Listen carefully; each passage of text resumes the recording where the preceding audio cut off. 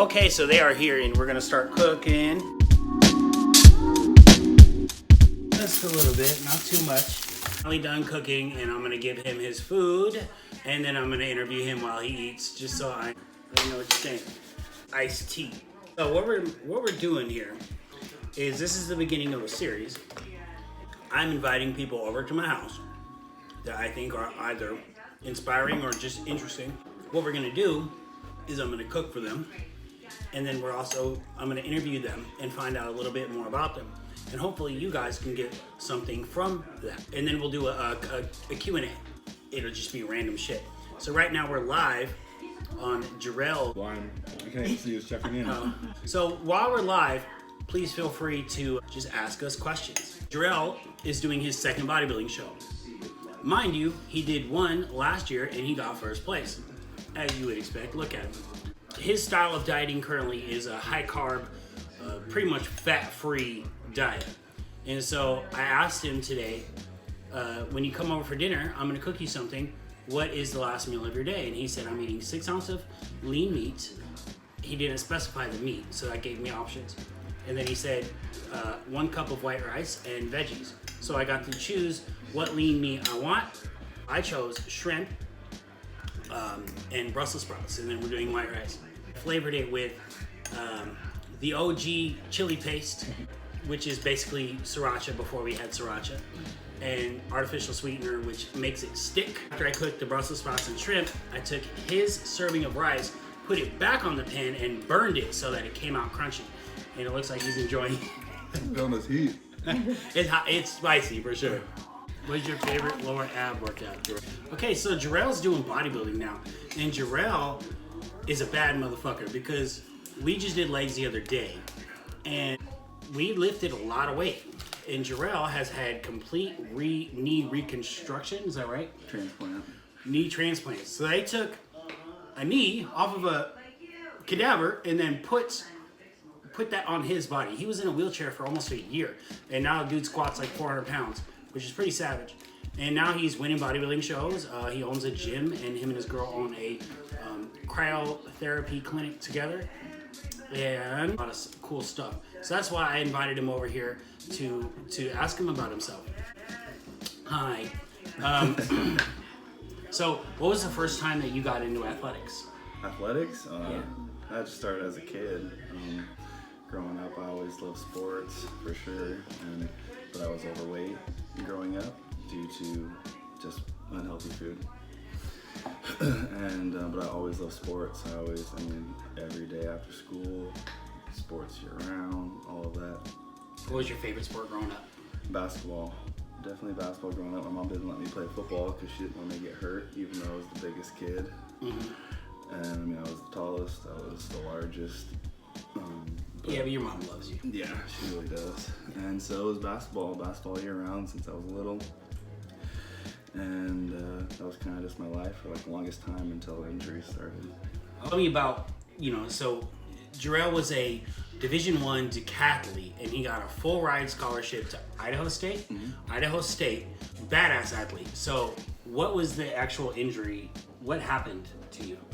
Well, it started in high school.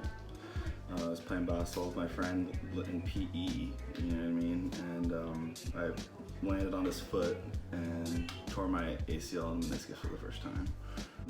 Did you keep playing your sports after the injury? Yep, kept playing every year. I'd go back, I'd go do my PT avid, as strict as I could, as much as the protocol, get better. I would heal stronger and heal jump higher.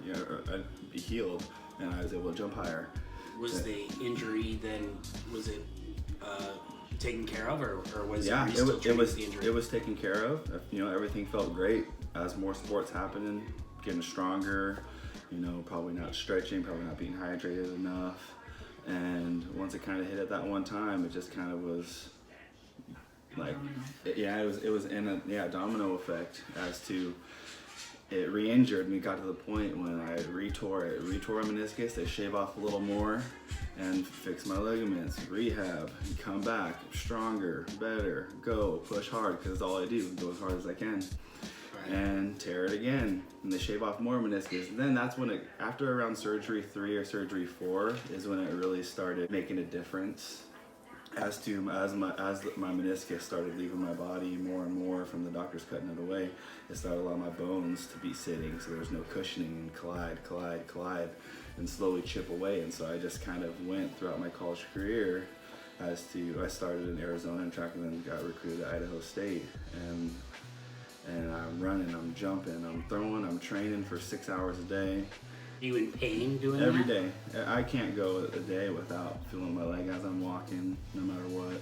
But when you were training throughout those years? I had to do legs every day. I had to go a 3-mile run before practice. Then I was the team captain, so I had to lead everyone through practice. So, With all the sprint workouts and jump workouts, and then go to the gym for 2 hours and lift. Every single day, all while my knees was hurting. damn. So why didn't you quit?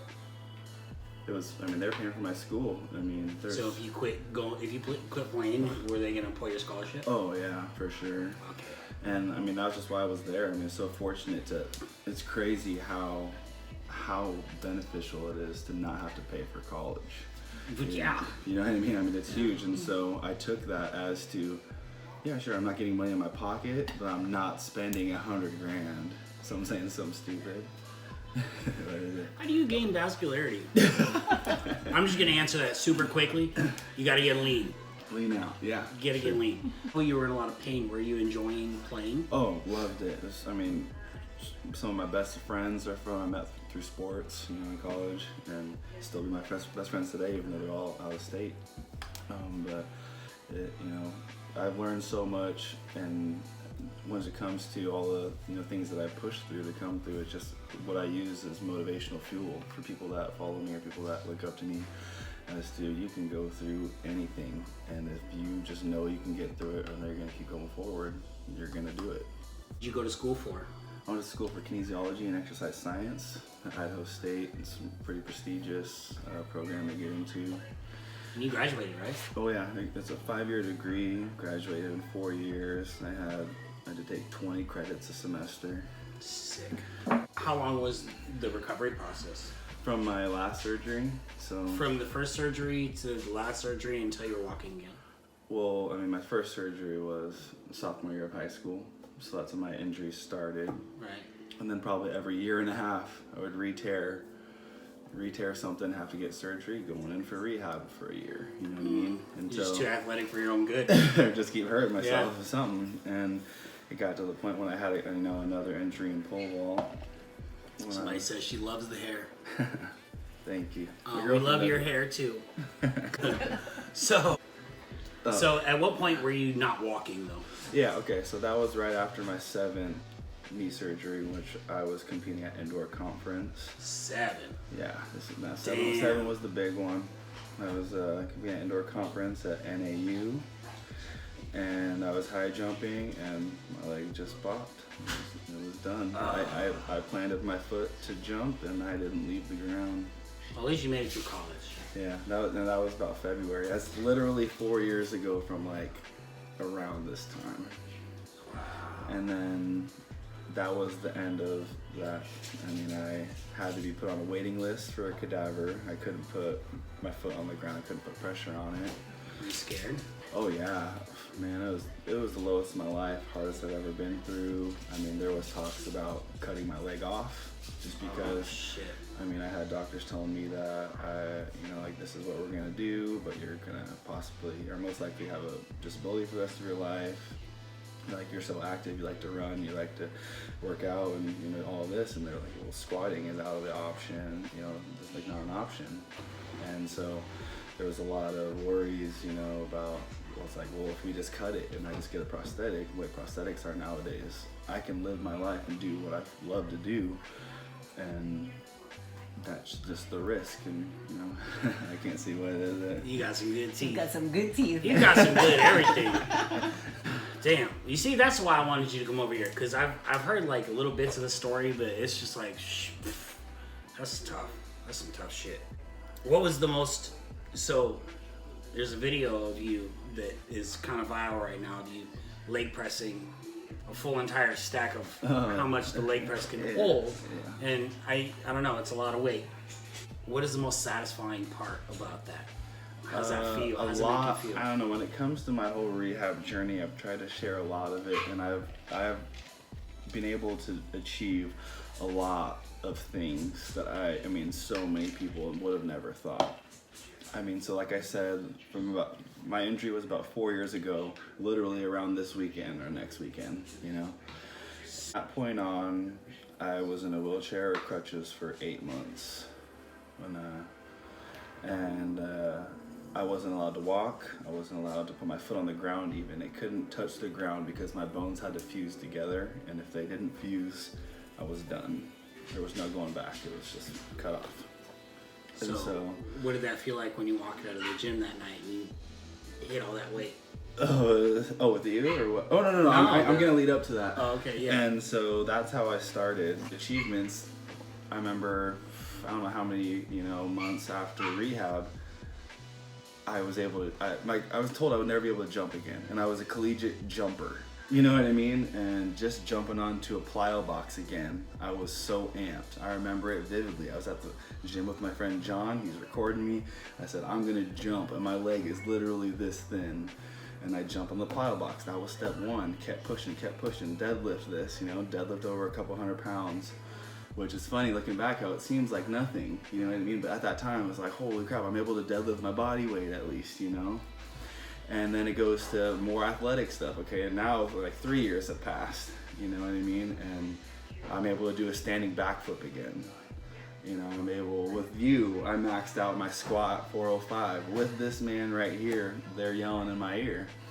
And down. Savage! And I never once accepted that. You know what I mean? I never thought getting my leg cut off was like giving up. It was more like a chance to let me live and do what I want to do. But instead I chose to keep my leg, see what's gonna happen, and push as hard as I can. And I'm so thankful because I feel like I'm a normal, 100% healthy person with my new leg. I just deal with a little bit of pain, but everyone does. Sick. So what are you doing with your life right now? College, done with the injuries. I run Next Level Fitness. Partnered with a fitness shop in Bellevue. I train there. My lovely What's girlfriend. The fitness shop? Fitness shop is in Bellevue. Fitness shop is a retail store that sells all gym equipment, cardio, strength, every accessory. It's a great place, and I partnered with them, and we chose to create it into a gym. So it has a gym feel with sales. And so you got people coming in to buy something, but hey, maybe you need help with fitness. Well, how about personal training? You get personal training clients coming in, and your clients aren't with you for one every day, so they can have some equipment at home, and then you assign everyone mandatory cardio. People, for your personal training, your clients, hey, buy this treadmill. You can do your cardio at home every day, reach your goals. So it's a really cool partnership, and I'm really happy to be there. What is it that you do with your girl Lana? Don't you guys have another business? Yeah. Well, she has, she runs it, and I just, help her out a little bit. But I like to say that we own it together, and it's Cryolex Freeze in Totem Lake. Oh, I'm actually wearing the shirt right now. Always trying to brand something, market something. But the business is, and then you're getting ready for another competition right now, right? Mm-hmm. And then, so what is on your list of shit that you want to achieve in the next couple of years? Thing is, I like to keep pursuing bodybuilding. I'd like to work my way to have a pro card. Stick with the sport and know things takes time. As long as I can keep myself in the sport with trying to grow, present a better package. When my time is ready and I look the part, then that time will come. I'll turn pro. So you want to go pro? I do want to go pro. Sick. You will. And so that, I imagine that'll happen. I hope that happens sometime within the next couple of years. Mm-hmm. And then along the business, we just want to keep growing the gym, keep growing cryo. There's talks about possibly joining. So we have kind of our plan in the next couple of years. Cool. Those are your goals.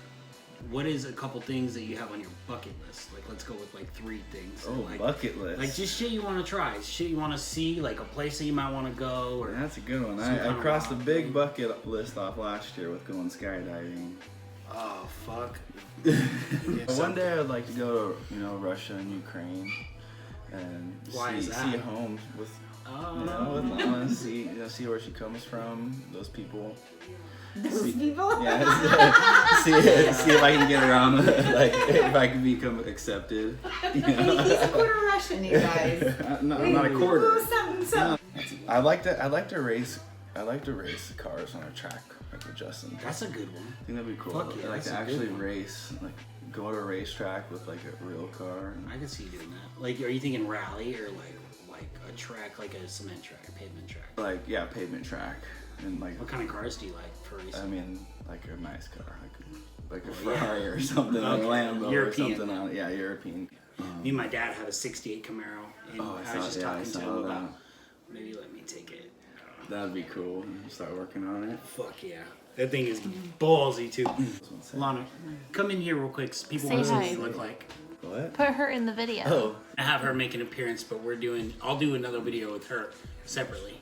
This is her. I know you want to know what she looks like. I know you do because you see what he looks like and you're like, I wonder what she looks like. Okay, so we're going to do random Q&As now.